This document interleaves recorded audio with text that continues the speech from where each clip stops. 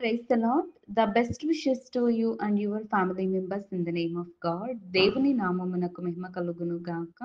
దేవుని నామం పేరట మీకును మీ కుటుంబ సభ్యులందరికీ శుభాభివందనములు. ఈరోజు దేవుని వాగ్దానము. Today God's promise. యెహోవా మన రాజు, ఆయన మనలను రక్షించును. యెషయా గ్రంథం 33వ అధ్యాయం 22వ వచనం. The Lord is our King. He will save us. The book of Isaiah chapter 33 verses 22. క్రీస్తునందు ప్రియమైన సహోదరి సహోదరులారా, ఈ ఉదయకాల సమయంలో దేవుడు తెలియచేస్తున్నాడండి. చూడండి, యెహోవా మన రాజు, ఆయన మనలను రక్షించును. చూడండి, నిజమే కదా, దేవుడు మనలను అనుక్షణం రక్షిస్తూనే ఉన్నాడు కదా. ఏ అపాయము కానీ, ఏ కీడు రాకుండా కానీ, ఏ అనారోగ్య సమస్యలు రాకుండా ఈరోజు మనమందరమును సజీవ లెక్కలో ఉన్నామంటది కేవలం దేవుని యొక్క కృప మాత్రమే. చూడండి, దేవుడు మనకు ఎప్పుడు తోడుగానే ఉంటాడండి.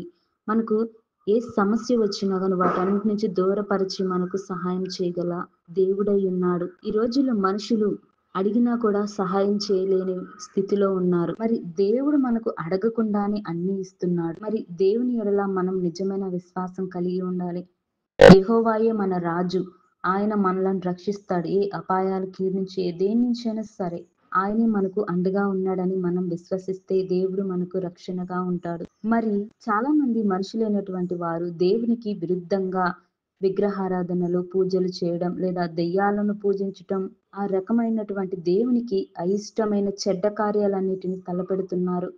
వాటి వలన వారికి వచ్చు ప్రతిఫలం వ్యర్థమేనండి. కానీ మన కొరకు తన సిలువలోను ప్రాణత్యాగం చేసి దేవుడు మన కొరకు తన ప్రాణం పెట్టి ఉన్నాడు. అంతటి నిజమైన దేవుణ్ణి మనం విడిచిపెట్టకూడదండి. ఆయనే మనకు రాజు అయి ఉన్నాడు. ఆయనే మనకు తండ్రి అయి ఉన్నాడు. ఆయనే మనల్ని రక్షిస్తాడు. కనుక ఆయన మాట యందు మనం విశ్వసించి ఆయన మార్గములోను నీతిగాను యథార్థంగాను జీవిస్తే మరి మన మార్గం కూడా సరళంగా ఉంటుంది, సమాధానంగా ఉంటుంది. ఆయనే మనకు రాజు అయి ఉన్నాడు. పరలోక రాజ్యములోను మనందరికీ రారాజుగా ఆయన నిలిచి ఉన్నాడండి. కనుక ఈ లోకంతో కాకుండా దేవుడిచ్చు పరలోక రాజ్యం అనే బహుమతిని మనం సంపాదించుకోవాలి. ఆయనే మనకు రక్షణ అయి ఉన్నాడు. కనుక మన ప్రతి విషయములను గురించి దేవుని ఆరాధిస్తూ స్తుతిస్తూ ఆయనకు ప్రార్థనలు చేస్తూ ఆయనకు కృతజ్ఞతాస్తుతులను చెల్లించే వ్యక్తులుగా మనమందరం ఉండాలి.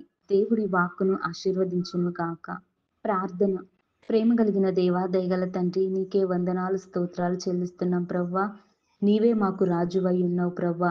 నీవే మమ్మలను రక్షించుటకు సిద్ధముగా ఉన్న గొప్ప దేవుడవయ్యా ప్రవ్వా. నీవు మమ్మల్ని అందరినీ కాచి కాపాడే దేవుడవై ఉన్నావు. అందును బట్టి నీకు స్తోత్రాలు చెల్లిస్తున్నావు ప్రవ్వా. ఈ లోకంలో మనుషులైనటువంటి వారు నీకు విరుద్ధంగాను ఏమైనా చెడ్డ కార్యములను చేస్తూ ఇతర దేవతలను పూజించటం, తమ చేతులతో చేసిన దేవతలను పూజిస్తున్నారు దేవా. దయచేసి వారి మనసులు మార్చండి, వారి హృదయ తలంపులను మార్చండి. నీవే రాజువని గ్రహించాలి.